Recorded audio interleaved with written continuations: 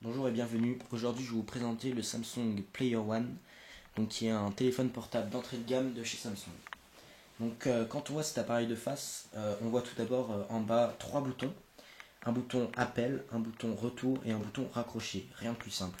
Nous avons un écran de diagonale 3 pouces, résistif malheureusement. Donc 3 pouces, c'est assez agréable. Bon écran, dommage qu'il soit résistif. Donc il y a un appareil de chez Samsung et ici le haut-parleur. Ensuite, en contrebas, nous avons seulement un micro. Sur ce côté-ci, nous avons, hop, quand on lève ça, nous avons donc une entrée 2 en 1 qui permet de recharger l'appareil et de connecter les écouteurs. Ici, nous avons le volume plus-moins classique. Ici, rien.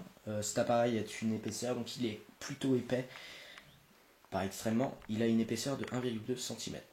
Ici, nous avons l'appareil photo de 3,2 mégapixels, comme vous le voyez, sans flash ni autofocus. Alors, on va directement passer. On va pas trop parler du design parce que, bon, faut avouer, c'est pas non plus un design poussé, hein, même s'il est pas moche. Donc, on va parler de l'intérieur du téléphone, le principal. Alors, on arrive, quand on clique sur n'importe quel bouton, on arrive sur ce menu avec l'heure, la date et donc le bouton qu'on appuie, on appuie une ou 2 secondes là-dessus et on déverrouille. Donc on arrive sur un écran, ou plutôt 3 écrans, parce qu'on peut tourner des écrans comme ça, enfin les faire défiler plutôt, et rajouter des widgets. Donc, par exemple ici j'aimerais bien avoir l'heure, tac, ah ça me plaît plus, je l'enlève comme ça, voilà. Donc ici on peut mettre, il y a plein de widgets, voilà, donc ça c'est le problème du résistif, toujours, tac, hop, voilà. Hop. Ensuite, on voit, donc là j'ai mis quelques widgets, hein. Tac. On voit en bas donc clavier pour taper un numéro, donc on peut taper. Donc les touches sont assez grosses, donc ça c'est sympa. On appuie ici pour appeler, ici pour raccrocher. Voilà. On passera plus tard sur l'appel. Ici on a un répertoire, donc on peut mettre pas mal de trucs, un répertoire très classique. Ici, donc on va passer sur le menu. Alors on a en haut on a 2 onglets. Donc on a un onglet menu principal où il y a les principales icônes et on a un autre onglet, ça c'est vraiment bien, où on a donc plusieurs pages. Merde, excusez-moi. Plusieurs pages d'accueil on va dire, avec plusieurs icônes dessus.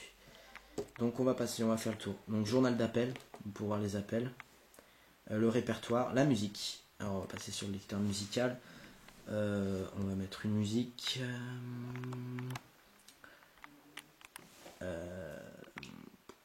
Hop, une musique ici. Donc le lecteur musical est plutôt sympa.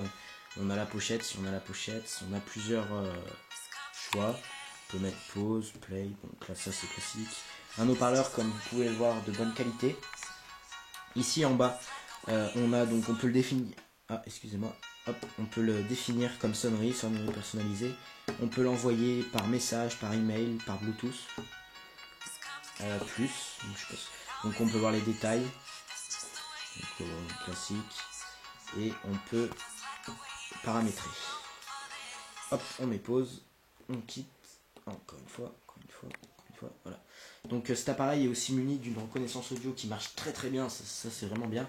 Donc par exemple vous entendez une chanson passer à la radio, vous avez envie de savoir ce que c'est, hop vous faites reconnaissance audio, vous appuyez sur ce petit bouton et ça va vous dire précisément quel est le nom de l'artiste et le nom de la piste que vous écoutez.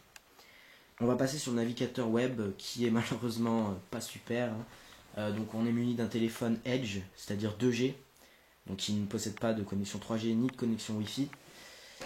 Donc bon c'est pas super, on va vous montrer un petit site, je sais pas, on va aller sur Google d'abord. Donc le navigateur web pourtant est pas mal. Donc là on peut retourner directement à la première page où on est allé, ici fermer la page précédente, page suivante. Voilà, hop. Là on a les favoris, hop on retourne. Là on a l'affichage plein écran, voilà. Et là je sais pas trop ce que c'est ce bouton. Ici c'est ajouter, ouais, voilà, on peut ajouter la page favorite. Donc on va se mettre en plein écran, on va faire une petite recherche. Alors après donc le clavier. Donc c'est un clavier à l'ancienne, hein. Donc on appuie plusieurs fois sur la touche et on peut passer comme ça en mode clavier, bon un clavier pourri, hein, je vous le dis tout de suite. Là je n'étais pas pour ça. Donc on va faire une recherche YouTube par exemple. Voilà, donc c'est un clavier pas top, hein. C'est le problème. En même temps, c'est un téléphone entrée de gamme. Hop, YouTube. On lance une petite recherche.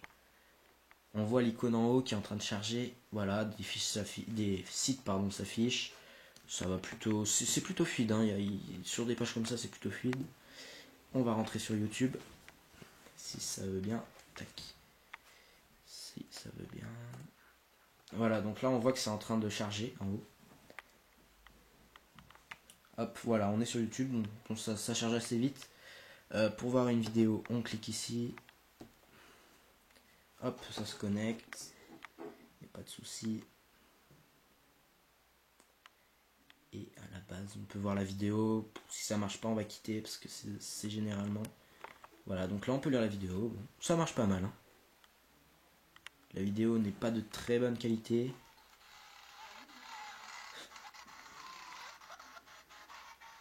Bon, voilà. C'est une vidéo de Rémi Gaillard. Bon, alors on va quitter, hop, le navigateur web. On revient dans notre menu. Ensuite, la messagerie, rien de plus classique. Les fichiers, donc on peut parcourir nos fichiers comme ça. Tac. Images, vidéos, classique. Organisateur avec un calendrier. Enfin là, rien de plus classique, une petite calculette. L'appareil photo. Alors, l'appareil photo qui est donc de 3,2 mégapixels sans flash ni autofocus, malheureusement. Donc ici on voit plusieurs paramètres. Donc là on peut passer en mode vidéo en cliquant ici. Hop, il fait mode vidéo.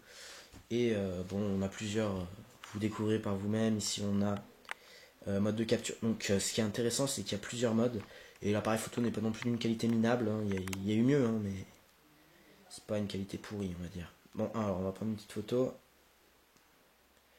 Hop, voilà, la photo est archivée ici.